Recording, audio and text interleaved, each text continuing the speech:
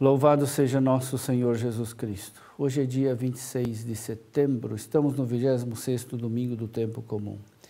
O evangelho de hoje é de Marcos, capítulo 9, versículos 38 a 43, versículo 45 e versículos 47 a 48.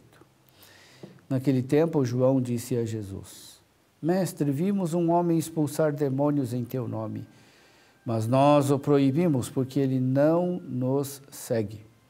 Jesus disse: Não o proibais, pois ninguém faz milagres em meu nome para depois falar mal de mim. Quem não é contra nós é a nosso favor.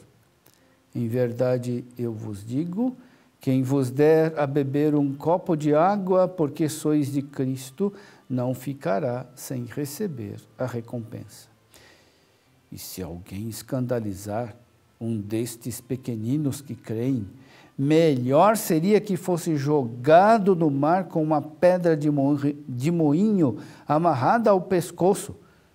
Se tua mão te leva a pecar, corta-a. É melhor entrar na vida sem uma das mãos do que tendo as duas, ir para o inferno, para o fogo que nunca se apaga. Se teu pé te leva a pecar, corta-o. É melhor entrar na vida sem um dos pés do que tendo os dois ser jogado no inferno. Se o teu olho te leva a pecar, arranca-o. É melhor entrar no reino de Deus com um olho só do que tendo os dois ser jogado no inferno, onde o verme deles não morre e o fogo não se apaga. Meu irmão, minha irmã, ouvimos hoje: se alguém escandalizar um desses pequeninos que creem, melhor seria que fosse jogado no mar com uma pedra de moinho amarrada ao pescoço. Quem não fica perturbado com esta ameaça tão severa de Jesus? O escândalo na Bíblia significa duas coisas: tropeço e obstáculo. No primeiro significado, indica algo que faz cair, tropeço, que desvia do caminho, que leva ao pecado e à perdição. No segundo significado, indica algo que impede e fecha o acesso, um muro que torna inacessível algo. Quando Jesus fala de escândalo, ele pensa nesses dois significados. Quando ele fala de escandalizar um desses pequeninos, deseja dar a entender o primeiro significado. Trata-se de desviar os pequeninos do caminho da salvação, de fazê-los cair no pecado, de arrastá-los pelo mau exemplo, palavras, ao engano e ao mal. Quando Jesus fala do olho, da mão, dos pés, que escandalizam, quer destacar o segundo significado. Trata-se de algo que impede, por isso obstáculo, a entrada no reino de Deus. De um obstáculo à salvação. No caso do escândalo dos pequeninos, há ainda o agravante de que o pecado, de fazer cair no pecado, envolve os vulneráveis, os fracos na fé. Este escândalo é tão grave aos olhos de Jesus que ele usa a imagem de uma crueza incomum para indicar o castigo de tal pecado. O castigo desse pecado de escandalizar os pequeninos é pior do que colocar a pedra de moinho ao pescoço e ser jogado ao mar. Pior do que isso. Será que isso não é exagerado? Escandalizar os pequeninos que creem em Cristo é assim tão grave? Basta olhar ao nosso redor para descobrir como nós estamos nessa situação de escândalo ativo, continuado, organizado, que inspirou a ameaça de Cristo. Quantos pequenos que creem em Cristo perdem a fé por causa de programas de televisão, de filmes, de jogos, de conversas, de espetáculos e até mesmo de aulas? É só ouvir as letras de algumas músicas que as nossas crianças e adolescentes ouvem para perceber como eles são bombardeados com o que há de obsceno, imoral, feio, imbecil, a todo momento, continuamente, em todo lugar.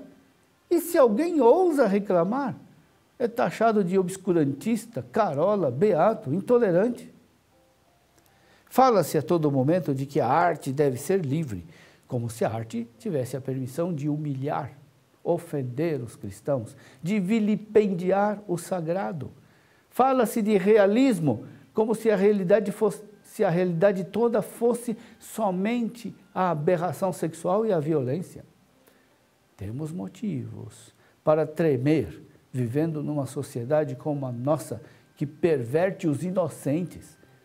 Se não quisermos a condenação de Cristo, precisamos com urgência oferecer às novas gerações a alternativa de viver com alegria o que é moral, o que é belo, o que é verdadeiro.